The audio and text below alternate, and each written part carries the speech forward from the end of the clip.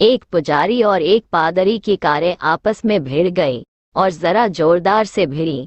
दोनों ही कारें बुरी तरह से टूट फूट गई, परंतु उतने ही आश्चर्यजनक रूप से न तो पुजारी और न पादरी को कोई खास चोटें आई। जब वे दोनों अपनी अपनी कारों से बाहर निकले तो पुजारी ने पादरी के लिबास को देखा और कहा, तो तुम पादरी हो? वाह, मैं भी पुजारी हूँ। हमारी कारें कैसी टूट फूट गई है, परंतु सौभाग्य से हमें कोई खास चोटें नहीं पहुंची।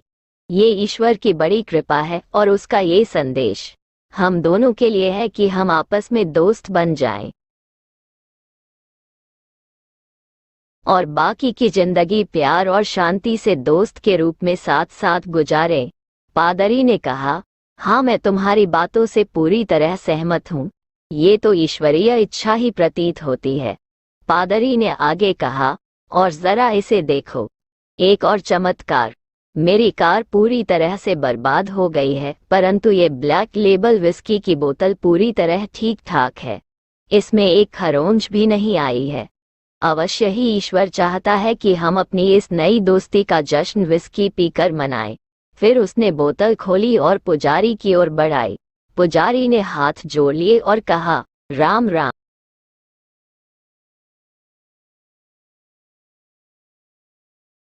मैंने जिंदगी में कभी भी शाकाहार और दूध घी के अलावा कुछ नहीं खाया पिया। मेरा धर्म भ्रष्ट मत करो।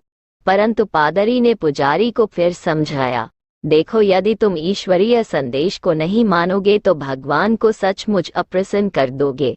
आखिर में पुजारी को लगा कि सचमुच ईश्वर की कृपा से उसका पुनर्जन्म हुआ है और पादरी की बातों में दम है।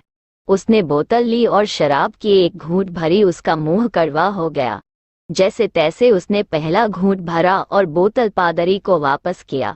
पादरी ने कहा, देखो, तुमने चूंकि पहला घूंट भरा है,